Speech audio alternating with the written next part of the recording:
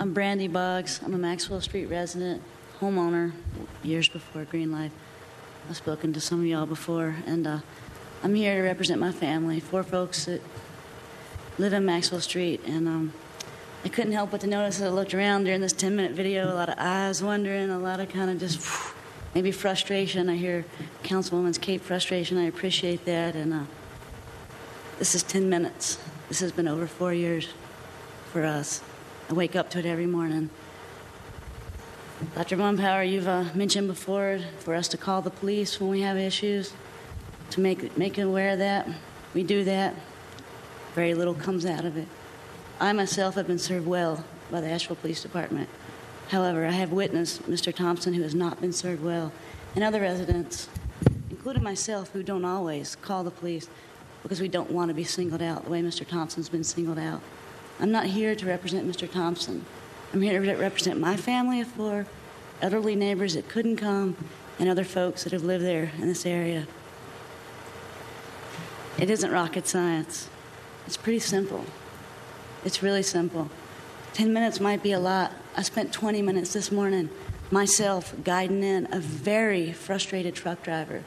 He brushed Mr. Thompson's car. Some of y'all may have received a text message, a video message from me, to where he hit the power pole and made the whole power line shake as I was walking underneath them on the sidewalk.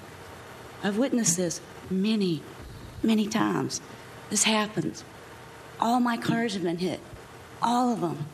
Several thousands of dollars every year in damage.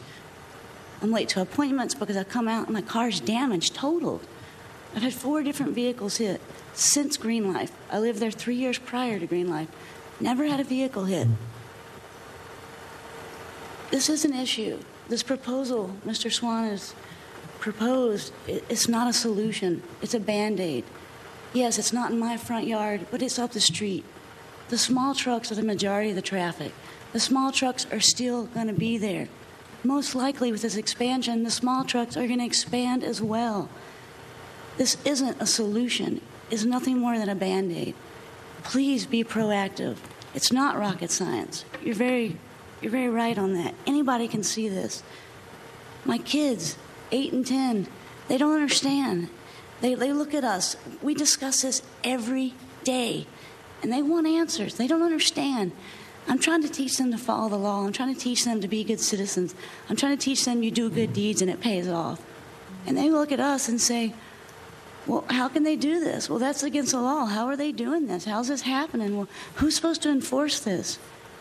I don't know how to respond anymore.